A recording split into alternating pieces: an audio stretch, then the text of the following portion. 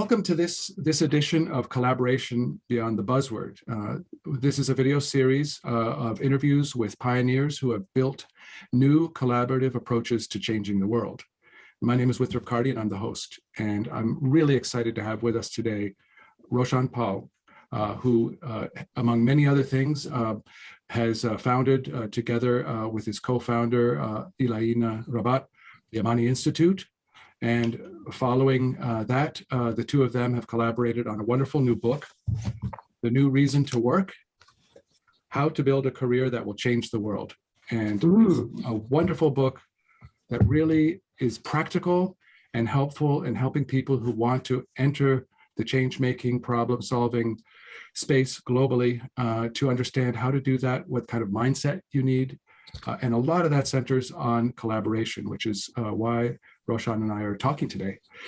So with that, Roshan, let me introduce you, and maybe we could start with you telling a bit of your story, of your own collaboration story at the outset of the founding of the Amani Institute with your collaborator. Welcome. Absolutely. Thank you so much, Winthrop. Great to be here with you and to be able to do this together, to collaborate on this. My story of collaboration with my co-founder begins at an organization called Ashoka, where we were both working.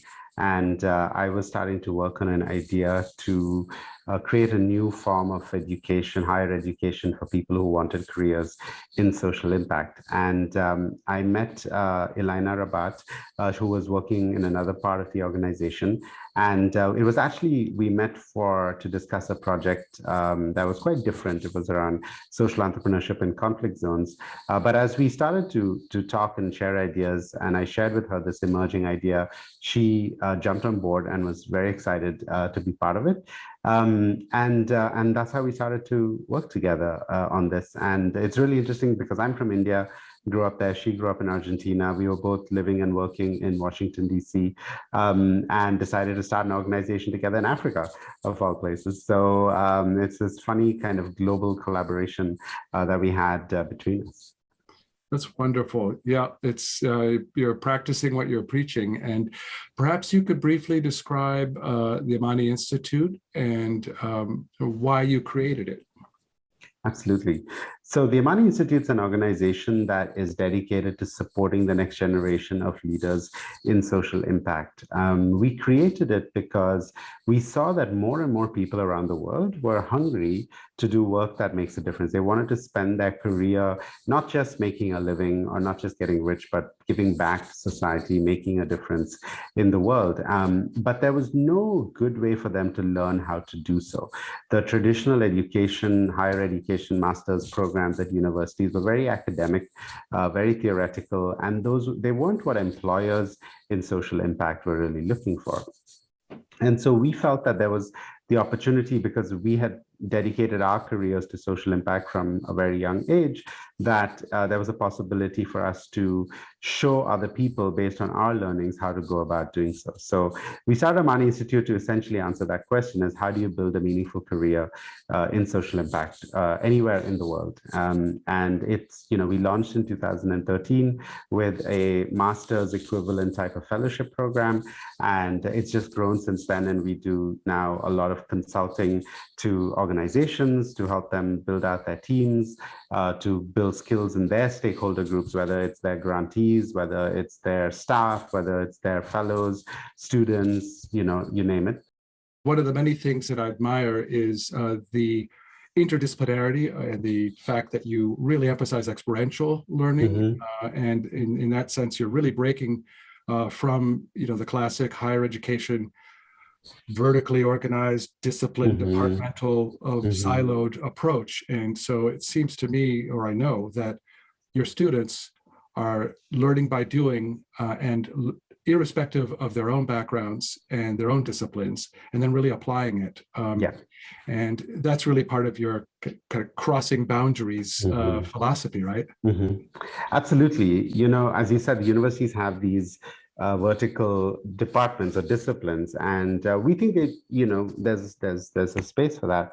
What they don't do as well is these cross-cutting skills that you need to have a successful career, and what employers really want from people. So we decided to focus on the cross-cutting skills of leadership, innovation and creativity and problem solving, communication skills, management skills, that regardless of your discipline, whether you're working in health or education or human rights or renewable energy or whatever it may be, you need to be a good leader, a good manager, a good communicator, a problem solver. And so if we could help people build those skills, then regardless of what discipline they chose, they'd be well set up for success over their careers. Yeah.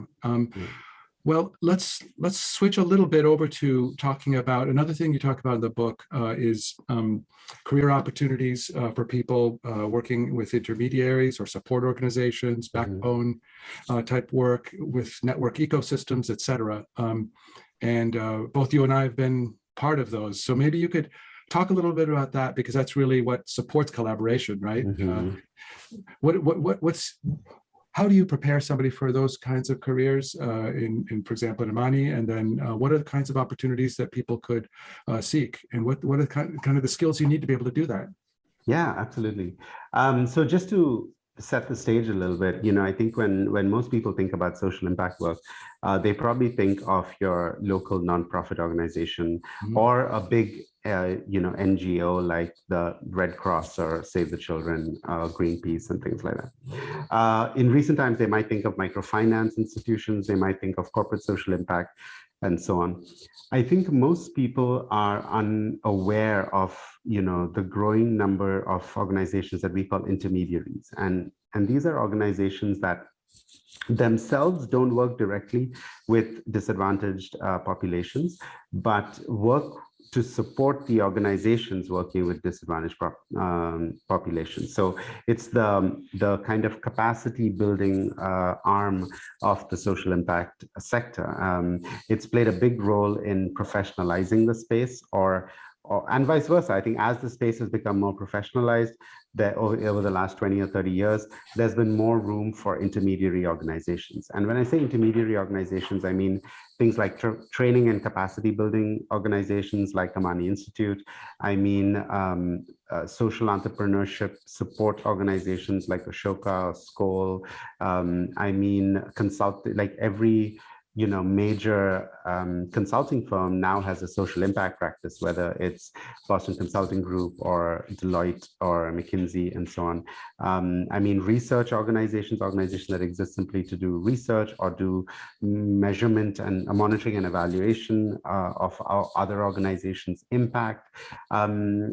I could go on. Like there's lots and lots of examples of organizations that exist to support the organizations that are making the impact on the ground, and that's a growing career opportunity.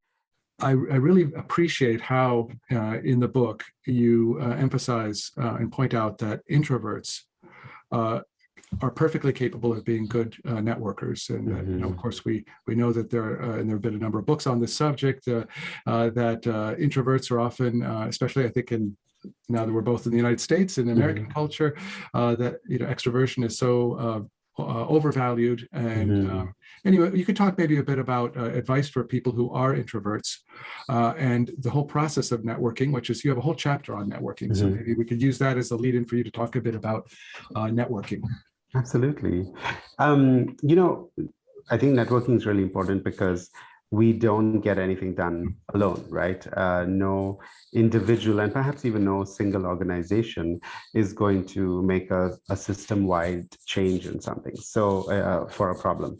So you've got to be able to partner and network effectively, or partner and collaborate effectively, which is what this podcast, this series is all about.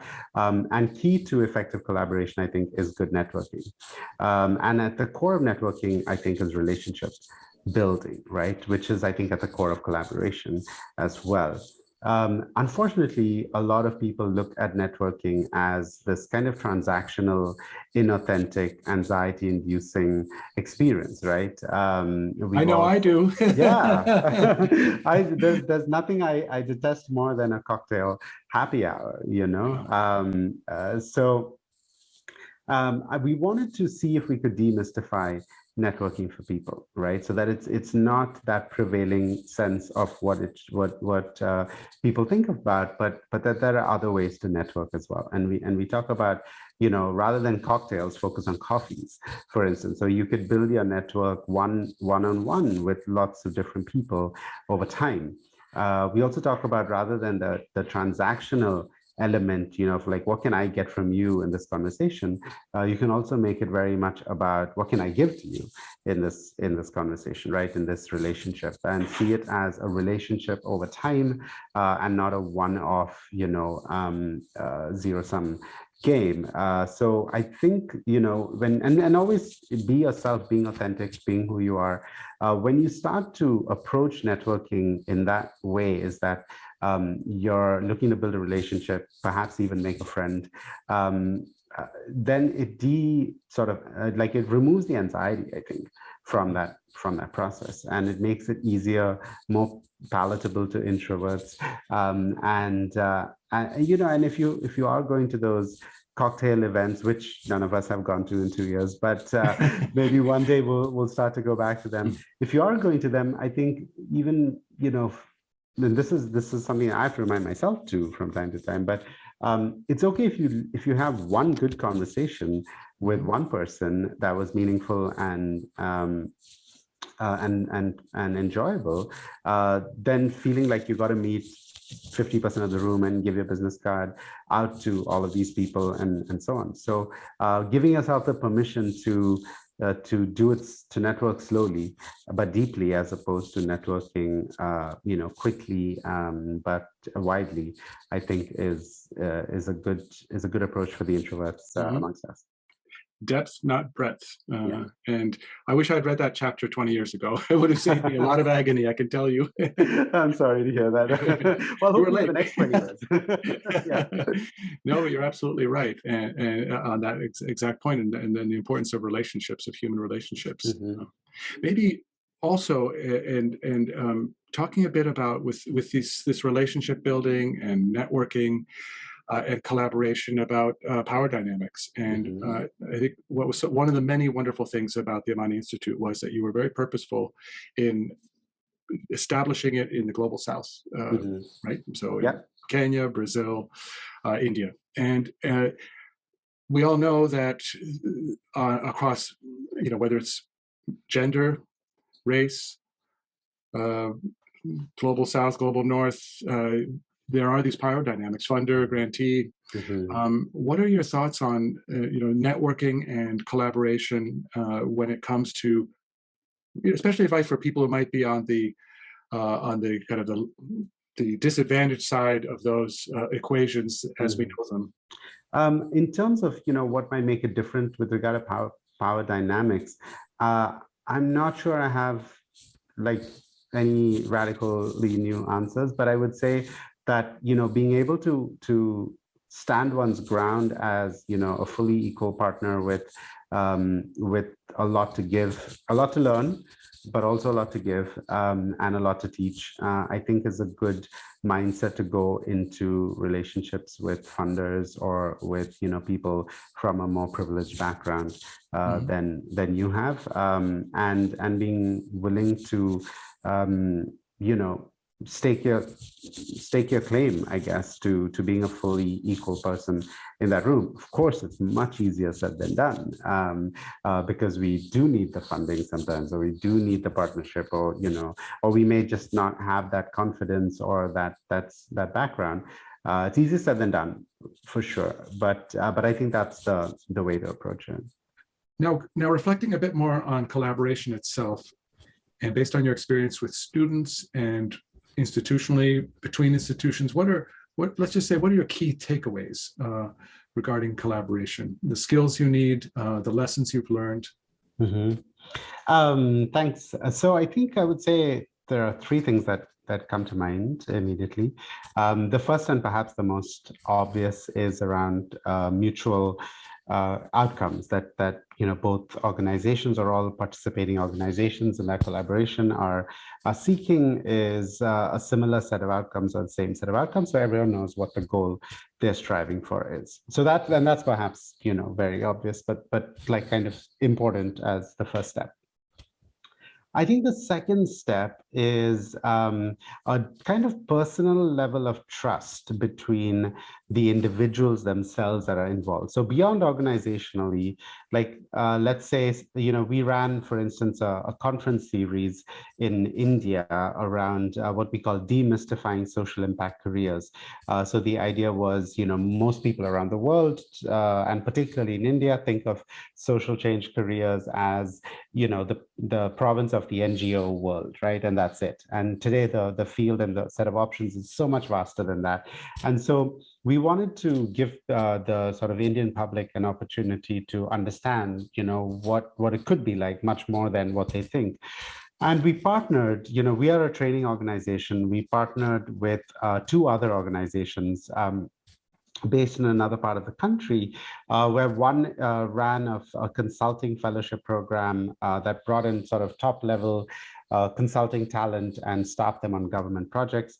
And another one was more like a recruiting firm for social impact. And the three of us worked together, but the three founders, we developed a close personal friendship through doing this and going for drinks after and so on. That continues to this day, like 2 years after that conference series ended, we have a shared WhatsApp group, and we continue to be in touch and have periodic calls and so on. But I think it was that core friendship that allowed us, and it was not a friendship that existed prior to the collaboration. It was a friendship that was built during the collaboration. And we, I think when things kind of got difficult, one of the organizations maybe wasn't pulling its weight, two of us could like have an open conversation with the third person and say that, hey, we need you guys to step up, right? And that was built because of a strong personal relationship. And if it's not at the founder level, like whoever in the organizations are working with each other, they should ideally have a personal relationship that goes beyond the project itself and that's built over time. It's built through intentional ways of getting to know each other and having meals or getting to know each other's families and whatever that is, right? So that I think is important.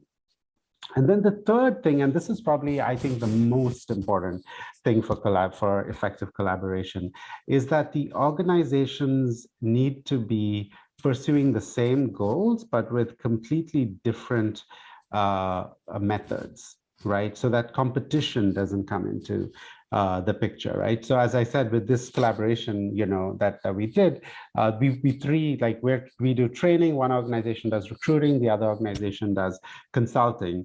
We all had a similar ambition to increase the flow of talent into the Indian social impact sector, but we pursued it in very different ways.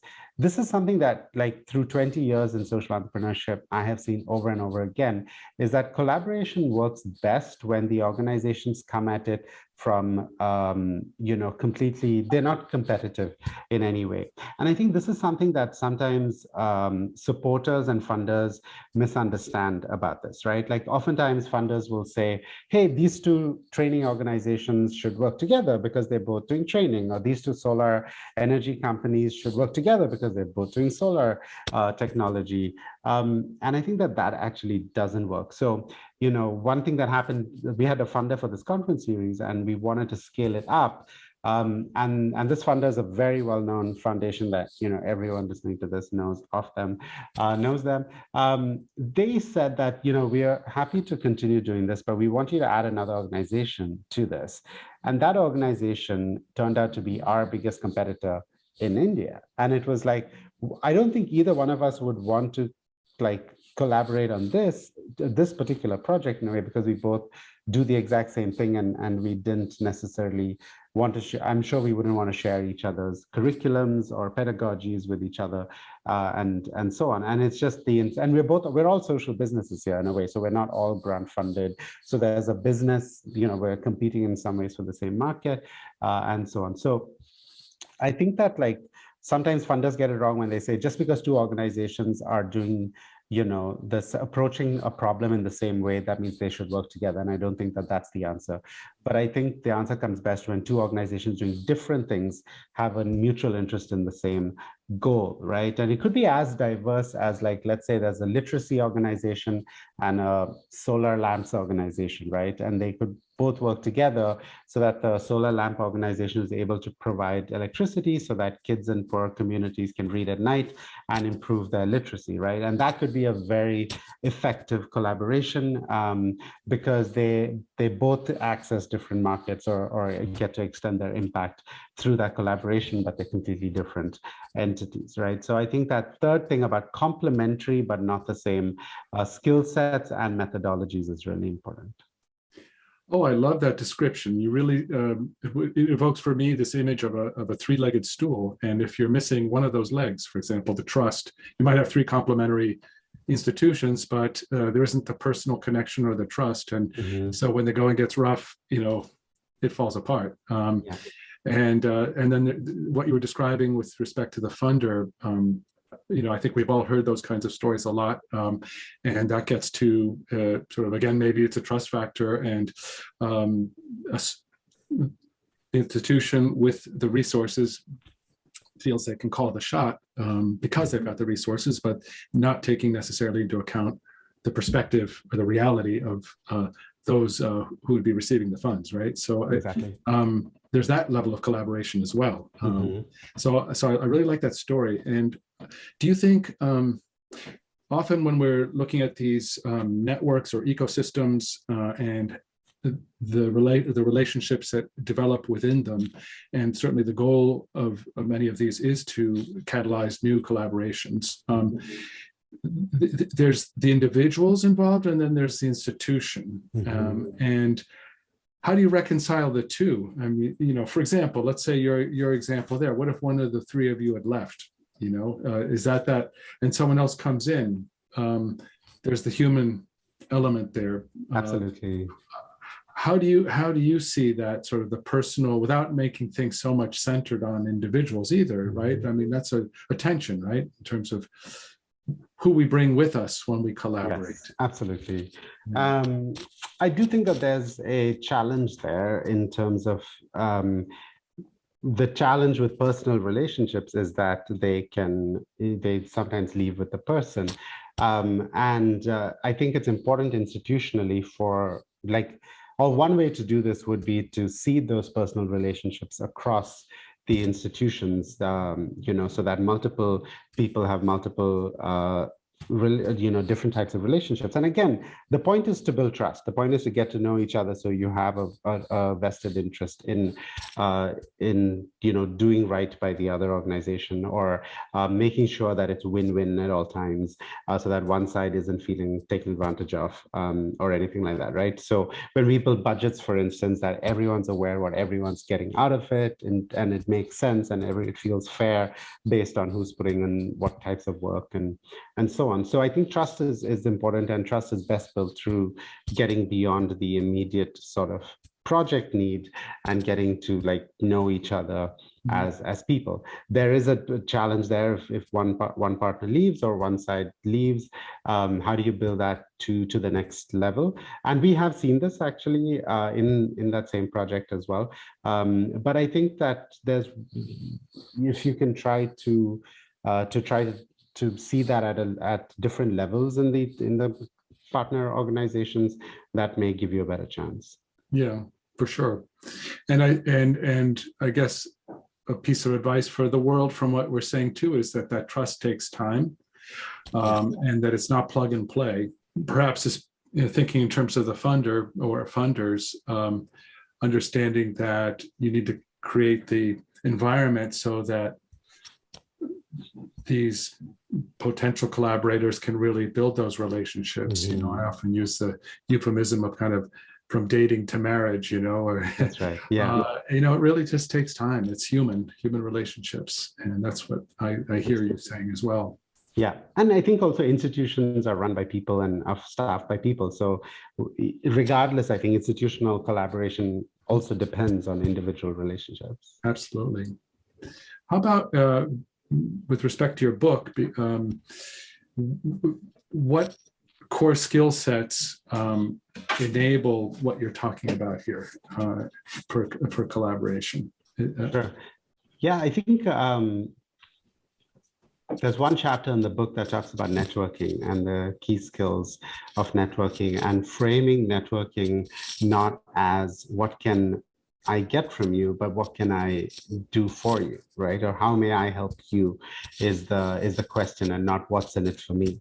So we contrast the what's in it for me question with the how might I help you question. And I think when it comes to collaboration, networking with the desire to do, not even do right by, but like to actually help that other organization achieve its own goals, I think is the key, and if you, it's a lot about mindset and orientation towards what the work is, and that the work is not necessarily about, okay, we need to come up with an agenda for a conference, but like we need to make sure that all the organizations are benefiting from the outcomes of this conference. Mm-hmm. Right. Yeah, I like you mentioned in the book, I guess you had an experience with someone who just came out and asked you that question, right? What's in it for me? Exactly. And that was a real turnoff for Mm-hmm. someone with your kind of a mindset. And it's not just strictly transactional, quid pro quo, approach to things. Absolutely. And in that case in particular, because my perception of the power differential was that person was the one with the resources, asking me, well, if I'm going to help you, what's in it for me, right? Mm-hmm. Which I thought was a little bit of a turnoff, yes. When I read the book, I kept thinking this book needs to be taught in classes. And are you hoping to get this into university programs or extracurricular programs, training programs? Who should be reading this book institutionally and individually? Yeah, we wrote this book for essentially two audiences, and it turns out there's a third audience that is gaining a lot of value from it. But the two audiences we wrote it for is firstly, people in university, either at the undergraduate or master's level, who are looking to build their career in social impact. So yes, we'd absolutely love to get this to professors who can recommend it in their classes, to career services centers, to student clubs, and so on. So if you're watching this and you're part of one of those groups, or people in there, feel free to reach out.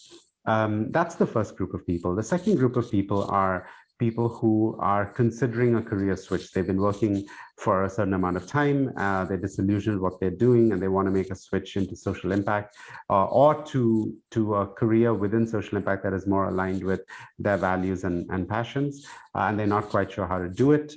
We wrote the book for them too.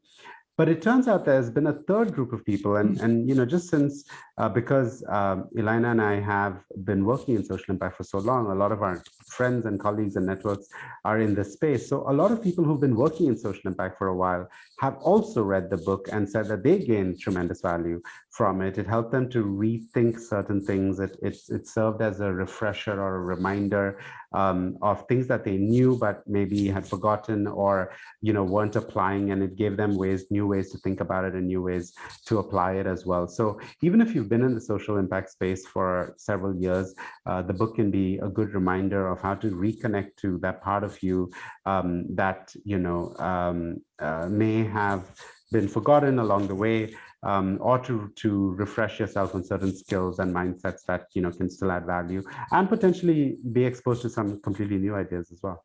Well, on that note, maybe just one other question is what's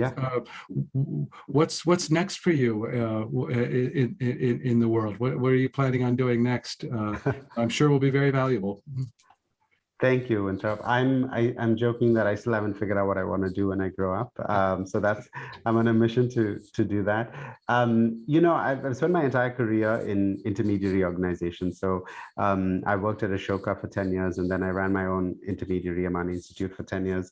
And so everything I've done has been at this sort of ecosystem building or network building level. And I think that I'd like to stay in that space and do work at the systems level. So whether that's with a philanthropy that is doing, supporting systems level work, or whether that's trying to address one of the big system challenges of our time, which is climate change, I'm interested to see how I can bring my experience and expertise to those areas. So as I step down from Amani Institute and moving on to this next chapter, those are, what I'm looking forward to trying to explore. It's very exciting, and wherever you land next, they'll be very lucky, and I know it's going to have a lot of impact. And in the meantime, you've been busy with producing this wonderful book, and thank you. I enjoyed it, and I know everybody else will as well. And so thank you so much, Roshan. Thank you. Thanks for having me on, Winthrop. It's always a pleasure to be in conversation with you. Likewise. Thanks.